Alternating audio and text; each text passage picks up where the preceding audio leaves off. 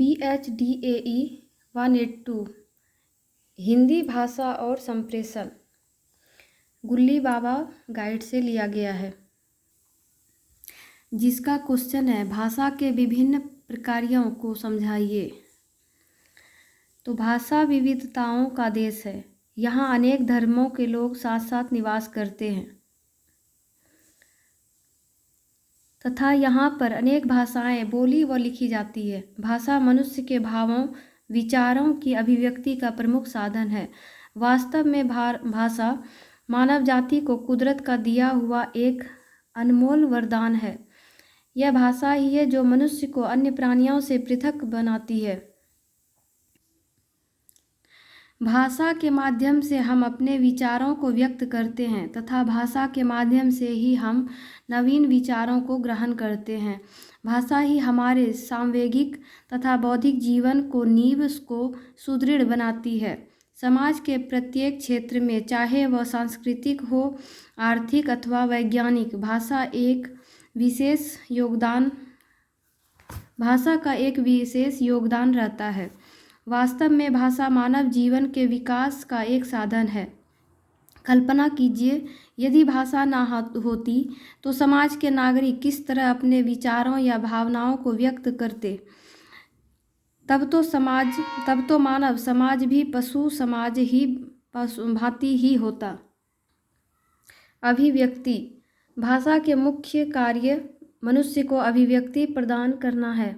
मनुष्य अपने भाव विचार एवं संवेगों को भाषा के द्वारा ही अभिव्यक्त कर सकता है। भाषा के बिना वह गूंगे के गुड़ की भांति अपने विचारों को प्रकट ही नहीं कर सकता। मनुष्य की इस अभिव्यक्ति को हम 3 रूपों में बांट सकते हैं।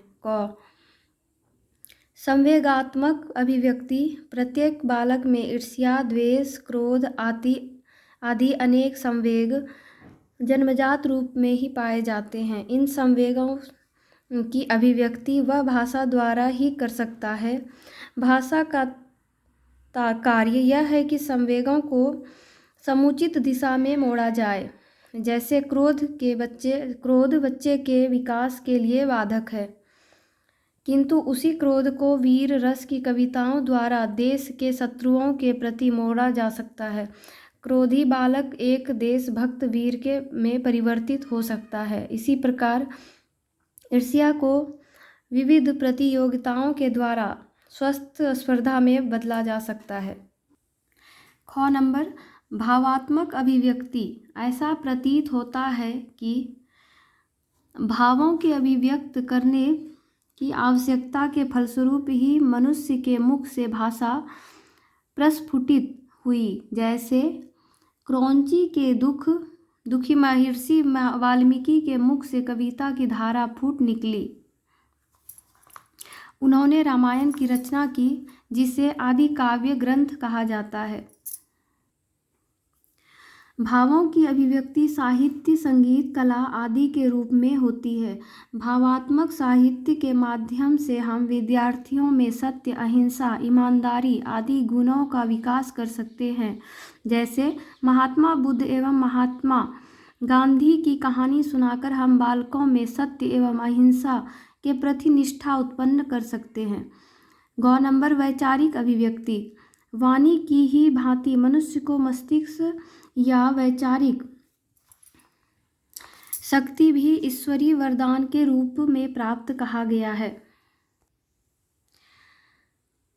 आहारं निद्रा भय मैथुनं च सर्वे ही एतद् पशुभिः समानः। अर्थात मनुष्य के आहार, निद्रा, भय आदि गुण तो पशुओं के ही समान है, किंतु भाषा विचार ही उसे पशुओं से अलग करके श्रेष्ठ प्राणी बनाते हैं। पशु बिना सोचे समझे कार्य करते हैं, परंतु परिणाम सोचे बिना मनुष्य कोई कार्य नहीं कर सकता। अपने विचारों की अभिव्यक्ति मनुष्य भाषा के द्वारा ही कर सकता है। श्रेष्ठ ग्रंथों की रचना मनुष्य के वैचारिक अभिव्यक्ति का ही परिणाम है। दूसरा नंबर सामाजिक एवं सांस्कृतिक विकास का आधार।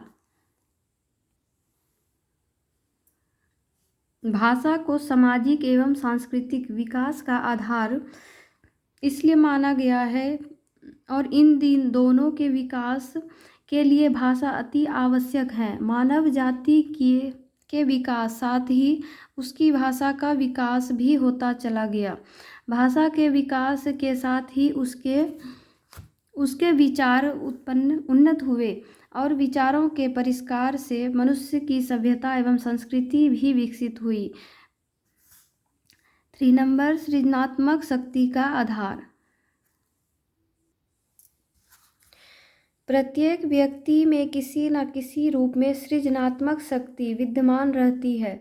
इस शक्ति की अभिव्यक्ति भी भाषा के माध्यम से ही हो सकती है। कुछ बालक किसी एक क्षेत्र में असफल हो सकते हैं, किंतु दूसरे क्षेत्र में सफल होने की योग्यता उनमें विद्यमान रहती है। जैसे कोई बालक गणित एवं विज्ञान में पिछड़ा हो सकता है, किंतु अवसर प्राप्त होने पर वह साहित्य एवं संगीत का सृजन कर सकता है। भाषा शिक्षक का दायित्व है कि वह विद्यार्थियों को साहित्य सृजन का अधिकाधिक सुअवसर प्रदान करें।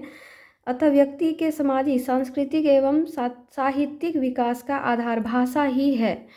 4 नंबर, लेखन का आधार। जब बालक में वैचारिक एवं मानसिक क्षमता आ जाती है तब वह अपने विचारों की लिखित अभिव्यक्ति करता है, जिसका माध्यम भाषा ही होती है।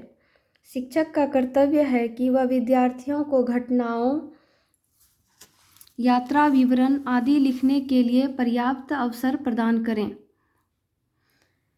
इससे बालकों को लिखित भाषा का विकास होगा। 5 नंबर, सामाजिक एवं वैचारिक नियंत्रण का आधार। भाषा विचारों के आदान प्रदान का साधन तो है ही, साथ ही भाषा के द्वारा हम दूसरे के व्यवहार को नियंत्रित भी कर सकते हैं। जैसे यदि कोई माता अपने बच्चे से झूठ बोलते हुए या गलत कार्य करते हुए देखती है तो भाषा कौशल के द्वारा ही वह उसके व्यवहार को नियंत्रित भी कर सकती है। जैसे, तुम्हारे इस व्यवहार से तुम्हारी माँ को बहुत दुख हुआ, बहुत दुख होगा, या गांधी जी कभी झूठ नहीं बोलते थे। भाषा सामाजिक संबंधों की नियामक भी है। अपने सुख दुख, हर्ष उल्लास आदि को मनुष्य भाषा द्वारा ही समाज में बांटता है। इसी प्रकार दूसरे की इन भावनाओं को भाषा द्वारा ही ग्रहण किया जा सकता है। ये क्वेश्चन आंसर gullibaба.com गाइड से हमने लिया है।